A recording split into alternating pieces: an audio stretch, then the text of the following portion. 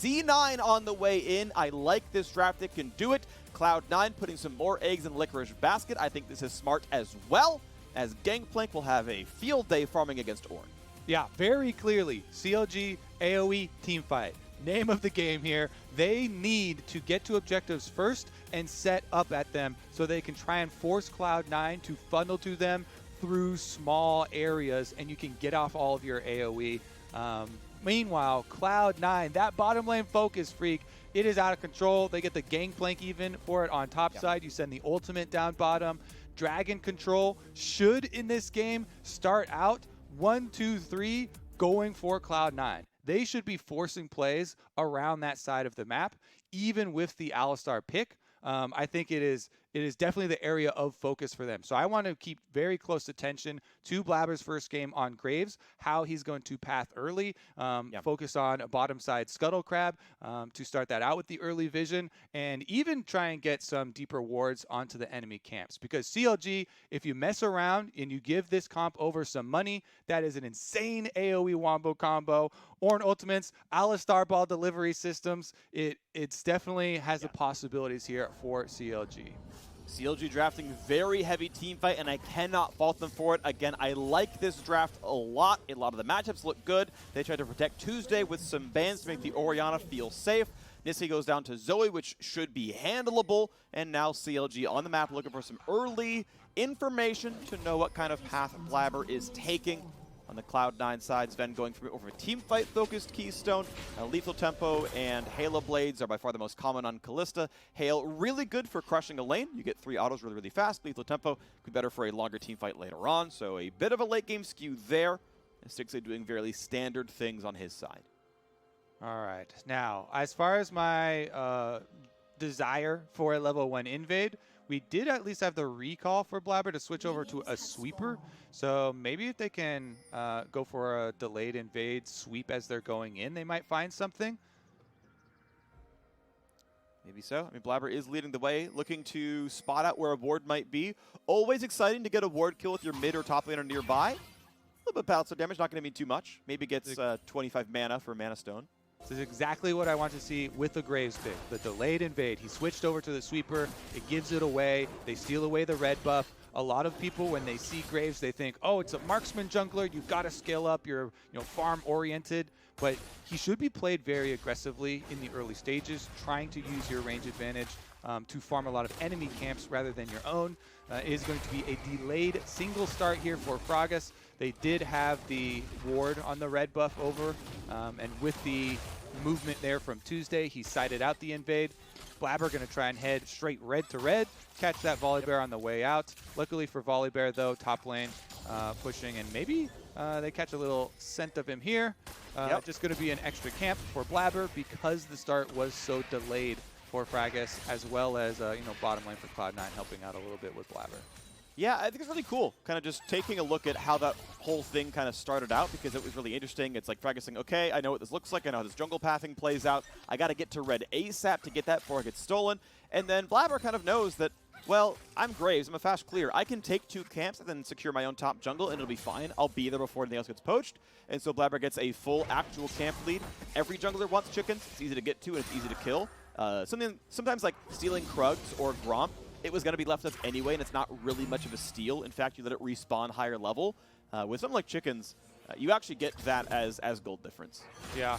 For Volibears, early on, they don't like it as much until you get like your Bomby Cinder for the AoE explosion and then your E on top of it, and you just love it, and it just blows up the camp. But Graves can do any camp in the entire game and take almost no damage, so he's happy to get that away. Blaber also left behind a couple of the small ones, so to your counter jungling point, he fully delays the respawn of that camp, so it won't return at a higher level. And Fragas with Machete start, of course, looking for more action rather than farming. So Licorice is in a 1v2 under turret. Is it going to be enough? Can they actually kill him? They go for the Volibear start. The double knockup's going to come in. Fragas going to drop aggro. The oranges come in, though, and they've got to flash away. Licorice survives the 2v1 dive, getting a flash out of Ruin in the process. And a good job holding on to his W there. There's not a tremendous amount of surprise burst damage that can come out from a Volibear Ornn, both of them being level 4 and 3. So Licorice, he saves his heal till the last second, till he's very low, gets the full value out of it. They cannot tank up the turret any longer, and flash blown by CLG in the attempted dive. And Licorice comes out of it unscathed. All right, he comes out okay. CLG already on C9, I should say, on an 800 gold lead early on. Mid lane is getting clapped. Bot lane getting clapped a fair bit as well. With, to be fair, farm left to grab. This won't be a full 13 CSD in actuality, but you can see, yes, a 150 gold difference in mid as resets come through for both sides. Tuesday just getting out lane straight up. We knew his laning stats were weak in Academy. Still came through with the wins, though. More of a mid-game team fight player. But CLG already has problems in the early game. They're not getting any better just yet as the gold lead sits a bit strong. Yep, and Orianna picked a lot for later game utility as well. Licorice builds up a double wave here, but there's no presence from Blaber or anything to come for a dive or to press him off, so Ruin should be able to pick up most of it and actually pull ahead in the CS, benefiting from Licorice missing quite a few on the dive and ensuing teleport back. A lot of pings already coming out to the Dragon, though. For Champ Select, as I said, that should be the clear focus from Cloud9. Your Thresh, Kalista should just bully that bottom side. Zven and Vulcan push them right into the tower. They reset for their recall, for their first items first. You get your boot upgrade here for Zven, so you get your full hop speed, and then they can easily take the Dragon with Blaber at a very quick pace. That's what they want to do, get their soul as quickly as possible. Really nice pathing by Blaber. Already has a full 10 camps done, counting the Drake. There's the flash top side. Now Licorice still has his own flash if he needs it. Has to get away from the charge. Does in fact have to do that. A trade of flashes long term. Puts up the tent. You've ganked me twice, and honestly, you've burned 2 flashes to my 1. We take those. Yeah, Licorice is playing the weak side really well. Nisqy's going to come make it a strong side. This man's getting attacked. He's exhausted. Not quite asleep, but he's dead before the stun could come through. And the crying Jinx face says, nice try, buddy. You put up the camp top lane. Let me show you how a top lane gank goes. And Nisqy gets that team first blood. Yep, the roaming Nisqy once again strikes. Blaber going to make sure Tuesday doesn't get a counter play moving down towards the bottom side. And let's see if we can do anything about the actual counter jungling. Tuesday does have ultimate available. So another look at the gank. I think top laners, by the way, have at least like 3 or 4 of their emotes set as the camping emote, as sure. That is the most useful one in this lane. Fragas, though, once again, swing and a miss. Licorice just eats the orange, trades flash for flash in that move. And then you see on the minimap right here, blue question mark pings up the river. So that is CLG, that is Tuesday saying Nisqy could be roaming up, and yet they still have Fragas clearing the control ward in the river. This is one of the most common. Woo! Good cleanse. Okay, he's fine. I mean, that's scary. I like, yeah. I've got to get cleansed, he's fine. But you're sleeping for the Thresh, you're dead. Most champions. Yeah, I like the ride. I really felt the excitement with that one, too. Yeah, the kills were exciting. Honestly, though, that play on top side, I just want to dive into it even more, because that is something I see in a lot of solo queue games too, with junglers that will go for their gank, and after they get something off their gank, they're not really thinking about the rest of their opponents. And very clearly, CLG and Fragas were just meandering down there, killing off the control ward in the brush, with the question mark pings also going down. So the communication either not strong enough of like, hey, get your ass out of there, or the timing was just off, and he was like, oh, maybe Zoe just left. Either way, Cloud9 have kind of stepped back up to the type of play that we saw from them when they were at their most dominant. It is aggressive Blaber playing off bottom lane pressure, and then Nisqy also roaming around, helps out Licorice, who's playing the weak side quite effectively. All right, well, Herald going to be attacked now as a 1,300 gold lead, says Cloud9 are winning this game by a whole lot. They only have this by 15 minutes. They've got it in half the time right now. I'm curious what the next 7 look like. Hook over the wall. Woo! He's here already. He's going to be sleeping. He's played backwards. Battlestar is in, and Vulcan maybe steals it. The guy had flash. I accept the auto attack coming in. Gold comes through to Cloud9, and turret's about to be attacked. Yeah, yoink. That is my kill. You're welcome for the roam. buddy. Ignite is used by Vulcan as well. And this is punishing the cleanse that was burned. No flash able to come out from Tuesday as Cloud9 burn him straight down with the continued focus here. They do seem to be in a much more proactive mindset.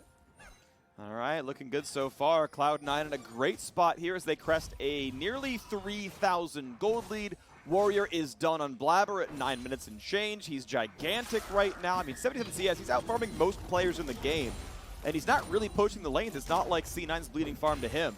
So really, really good stuff by Blaber. The exact kind of thing I think Cloud9 fans wanted to see out of him was this level of dominance on a jungler that can do a lot in the first 6 levels. So far, so good. He's already level 8. He's keeping up with solos. Like, this man is absurdly ahead. Yeah, that's again back to the same like champion point that we were talking about in the last game, where I'm always so hesitant to be like, oh, you know, just because they haven't played it all split doesn't mean, you know, X player can't pick it up and perform well with it. Blaber with Rift Herald in hand too. My favorite play, helping push a mid laner on a cannon wave so you can get the wave right up to the tower. I personally would have stuck around a little bit longer to accidentally. That's why you smite cannons, Kobe. Or yeah, you can just smite for a quick run by. But generally, when you get it pushed up and you have a tower this low, you can try and chunk down the last little bit there, and then you get a lot of value out of your Rift Herald. If you obviously, ideal scenario, can get it proccing on the last 2 to 3 plates and get the entire tower, that just snowballs the game so incredibly hard. Yep, Herald does between 2 and 2.7 thousand damage based on when you kill it. True damage, plates all have 1k health each. There we go, a near sight on the bottom side. Fragas is going to cube it. Into the front line goes the Graves, just to flash right back out. Smoothie going to be attacked. He is very tanky, but he's still only a level 6 support, and he will go down. Zven finds himself his first kill of the game, and they're going for Fragas now as well. The Volibear on the way out, going to flash to safety, and does stay alive. One plate nearly down to the bottom side. CLG trying to scale, but running out of places to go. Yeah, and if you're trying to scale, you can't be fighting around the strongest point for C9. Their Kalista Thresh bottom lane. It's going to be a massacre, Freak. Now they're trying to scale, but it's going to be CLG dropping down the face of the mountain. They don't get anywhere out of base camp. It's the bot lane turret running out of health right now. C9 going to claim first turret at 11.5 minutes thanks to a 4-person dive. GP even helped. Thanks for the cash money. This is feeling great for Cloud9. They're sticking to their game plan straight out of Champion Select. You sow the early Kalista Thresh, then you supplement that with a Gangplank top. Let's see, Licorice though, he's on the weak side. He's got flash, he's got Ornn, he's got no health bar left. CLG finally get a kill on the board, but it's 5,500 gold late. Yeah, that's where you want to trade against a team comp that's built like this. You have to trade for the other side. Since you're trying to scale, if you trade objectives rather than trying to fight on the opponent's really strong area of Dragon, then CLG can try and actually get money for themselves rather than Cloud9 just taking everything. So C9, they get the fight on the bottom side. Blaber here. He does dash in a little bit aggressively. This dash right here into the Alistar is a bit much, even when you're trying to play around the Thresh Kalista. But since he still has flash, he flashes right back out. And honestly, that kind of baits CLG in further. So maybe it was a big 5-head play there from Blaber to bait Fragas and Stixxay further out into the open and allow Cloud9 to collapse. Then Nisqy heads on right down to make it a 4-person dive on the turret. Rift Herald popped. They know for Tuesday and Stixxay, we just got to scramble. Every man for himself, try and get out Tuesday. He does get hit with the play. Does get the ultimate shockwave, but Nisqy chases him down. And as you know, all the members on CLG on the bottom side are toast. Going for a bit more. Fragas almost put to sleep. Dodges away from it, though. Gets around. The Q's going to land. Blaber still on the chase. One more audible kill. Gets it picked up. Another one on the board. 6-1 in this game. This is the Cloud9 that we saw all of spring and the first half of summer. This exact Cloud9, this exact level of dominance against teams they are better than, which was every other team in North America. This is the first glimpse I've seen of it in a month and a half. Yeah, they're definitely on form here, heading into playoffs. CLG trying to pick up the slack here, towards the end. Some roster changes, trying to fiddle with whatever kind of levers they can change for this team heading towards next year. But looks like Cloud9 rotating everybody up to the top side, Your bottom turret's already been taken. You've got 10 seconds to try and touch that last turret plate. There's no more room for Zven to get it, though. 14 minutes will come in. The turret plates will drop. That being said, your turrets that have already dropped plates become actually easier to kill at 14 minutes when those defenses do drop off. So sometimes you can see the teams actually accelerating at this point. I know mid lane turret also only had 3 left. So it is already a bit weakened as well. And with Rift Trail number 2 spawning, C9 can actually get a reset off before they return to that objective. And Kobe, I want to zoom out very briefly because the 6,000 gold lead at 14 minutes is an absurdly large lead. If CLG cannot come back, hold on, Tuesday's getting attacked.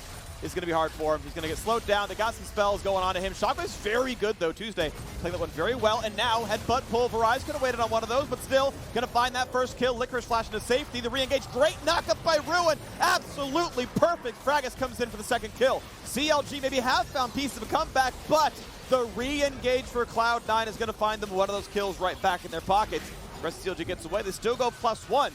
Just something to show for themselves, and maybe some shutdown gold on Blaber for his farm as well. Yep, they're able to get at least some kills, but C9 don't want to let them end it here. Zoe trying to poke around for a little bit of extra damage, and with that demolition proc as well, Cloud9 take the mid turrets and head over to said Rift Trail, even over the Scuttle Crab vision here, for CLG. Zven's going to start it off. Alrighty, so if CLG cannot complete the comeback, which, hey, from what we just saw, I guess it's possible. It's going to be obviously quite difficult. If they cannot complete the comeback, they are for sure in a tiebreaker with Dignitas and maybe Immortals to see if they can fight for that last playoff spot. The C9 side get a game above TSM, and it means TSM would have to beat Team Liquid for a shot at second. As Tuesday survives very well here. Yeah, and he's able to Shockwave once again to get some CC, kind of bait and keep in Blaber and Licorice, and then Smoothie heads in for the knock up there on Alistar. They do get it. They even chase down the last one, but Fragas jumping forward with the Volibear provides a target that cannot escape. Cloud9 finish off that one, and they even get the flash out of Ruin in the chase down here. Kalista very good at chasing down counter kills.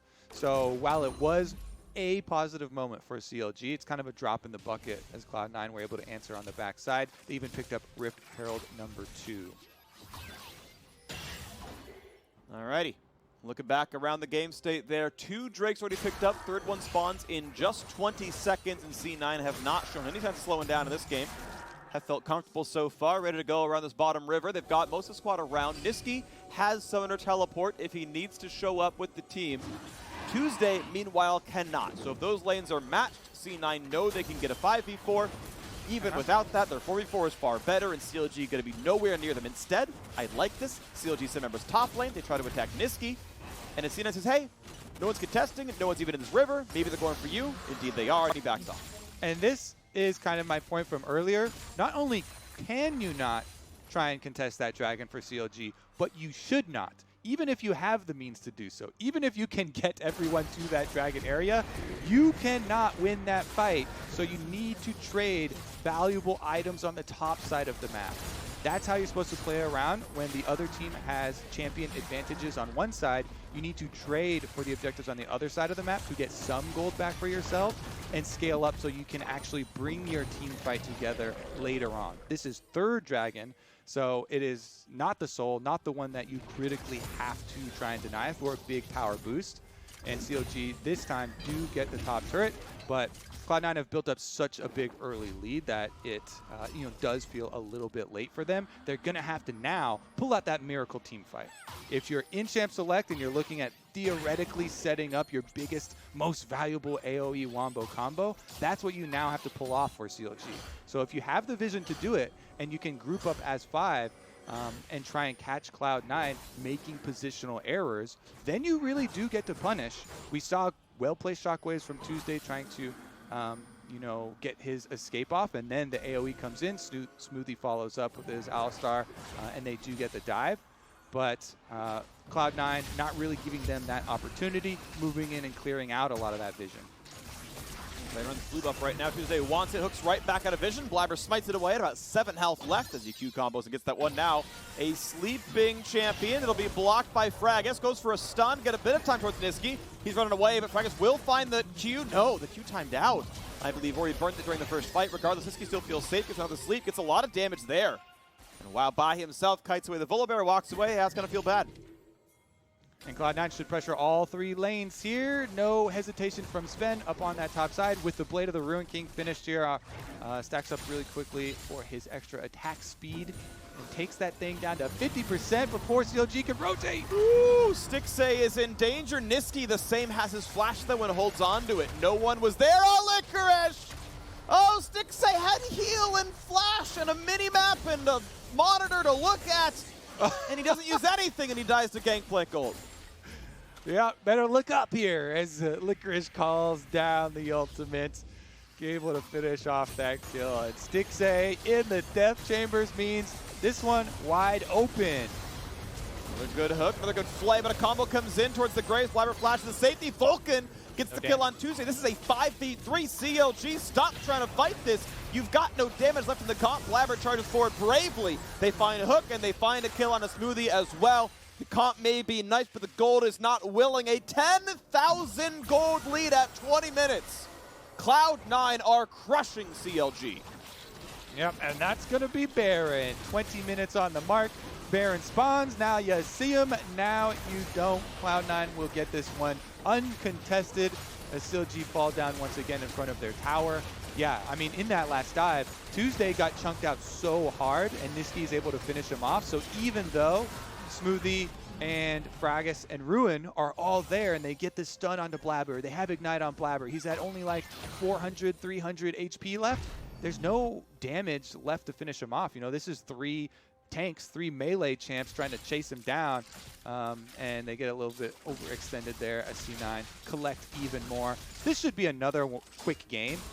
Resetting here off of Baron. Cloud9 have no reason to stall it out, and they can head straight back down. I would like to see them, again, fan out and push those multiple lanes. Here's another look at the death sentence that comboed it. Nisqy was able to land the Sleepy Trouble right after, and since that Alistar is guaranteed, now you've got nobody who can actually kill Blaber, just 3 melees chasing him out away from the safety of their tower, and C9 will punish them, pushing right back in. Hook lands, boom, extra kill. And obviously we saw Baron come down as well, and all right, Cloud9, time to close it out. We just had the fastest game of the split, or as Dash would say, the fastest split of the game.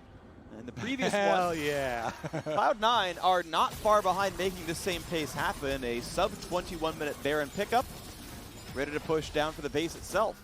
You know, I like that joke as well because Dash is a runner and you know, runs splits. Yeah. I'm sure that he appreciates it. I mean, that's literally the terminology used when speedrunning. Like, oh, that's my fastest split of the game. That's good. You know, like the second star in Mario 64 is maybe the fastest split in the game. So let's see about their next dragon split, because dragon's about to spawn. This is the full dragon. So what's the timing on this? Nisqy gonna provide us some entertainment during the dragon take as he shows off the Zoe mechanics. And gets rooted and doesn't care. This is not going to be a gold split. You know, this is Blaber soloing it by himself. Cloud Drake is fairly easy to kill. It's the, you know, it's not terribly tanky, but it goes down. And 2220, by the way, is a very fast Dragon Soul. That is maybe the fastest of the split. In actual terminology, getting out of the meme territory, 2220 is a very, very, very fast Dragon Soul. Cloud9 already have that, so they're running fast. And that's kind of the game plan that we laid out in Champ Select for them when you're showing that bottom focus. This is one of the things that people will point to heading into playoffs, saying, hey, look how focused they are on their win condition. They started the dragon stacking super early. They bullied on the bottom side. Licorice also played the weak side half of it quite well, dodging out multiple ganks. Here's another look, though. CLG, they're desperate. They need to make some sort of a pick. Swing and a bit of a miss here, though, as Cloud9 try and punish.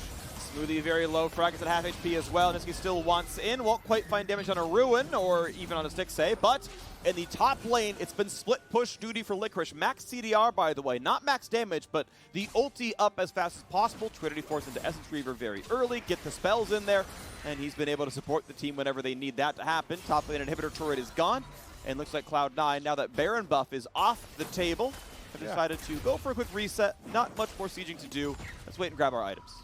I mean, that's also how he's gotten his single kill. Where's an ultimate down there onto Stixxay? Can you call him a Canadian sniper if he sniped with a cannon barrage that's a giant AoE? Yeah. Fair enough. Finally close counts, you know? Horseshoes, hand grenades, and cannon barrages, really, which is functionally hand grenades, just from a cannon. Like it. That accuracy. Yeah. So good. So good. Alrighty, well, that's going to be Vulcan, you know, trying to pull the wave away from the turret. Come on, Zven, come get this gold. If I was Vulcan, I'd take all the last hits, but Vulcan's better than me. And he says, here, Zven, get 100 gold. Honestly, yeah, what I'm thinking about now is I'm just really hoping that the Team Liquid TSM match can deliver. Yeah. And we can get some tiebreakers going on. Because with Cloud9 performing this well in their opening game, I think the only thing that critics might have to say is that, hey, yeah, it's against CLG though, so I want to see it immediately here versus TSM in a tiebreaker. But we are definitely going to have to wait for that one. Yeah, of course. One of our most exciting matchups coming up next. Yep, of course we know we are guaranteed tiebreakers. As CLG are desperately losing this game, they are guaranteed to play against at least Dignitas. Next game, the one with TSM and TL, that is going to be TSM trying to keep up with Cloud9 to face that one. On the FlyQuest Immortal side, Immortals are fighting for their playoff lives. I mean, a lot of teams still deciding their fates here today. Not just seeding, but playoff lives as well, as more chunks go into the mid turret. That one's going to go down 25 minutes in, and the base is laid bare for the most part. Baron up in a minute. Smoothie nearly gets one shot by Nisqy here. Death cap on the way to completion. Now the attacks towards the inhibitor itself. Waiting to close it out at the end. Licorice still splitting the top-hand side. And CLG really unwilling and, to be fair, unable to fight back Cloud9. Hoping for some kind of overextension, hoping for some kind of mistake that they can capitalize on. 2-item Aphelios not going to be a big enough carry right now. Now trying for the stun. They find big damage to the front side. Shockwave catches one, and they will knock down Blaber. Can CLG get more? The front line is so durable. The Smoothie will still go down, and now it's time for Ruin to be attacked as well. The hook is going to land. He is going to be attacked. He cannot find the knockup. Stixxay tries his hardest, but cannot quite do enough damage. It's 2 kills in for Cloud9. Make it a third as Nisqy closes down the opposing AD carry. And Fragas is going to be attacked. He is low. He is flashed on, and there is 4 kills in. Vulcan gets, I believe, his second of the game. Cloud9 nearly ace CLG. And Nisqy's just dancing on the bodies here with the Zoe, picking up summoner spell after summoner spell. That's going to be it, Freak. Cloud9 take down CLG. They improve to right now for the sole holders of second place.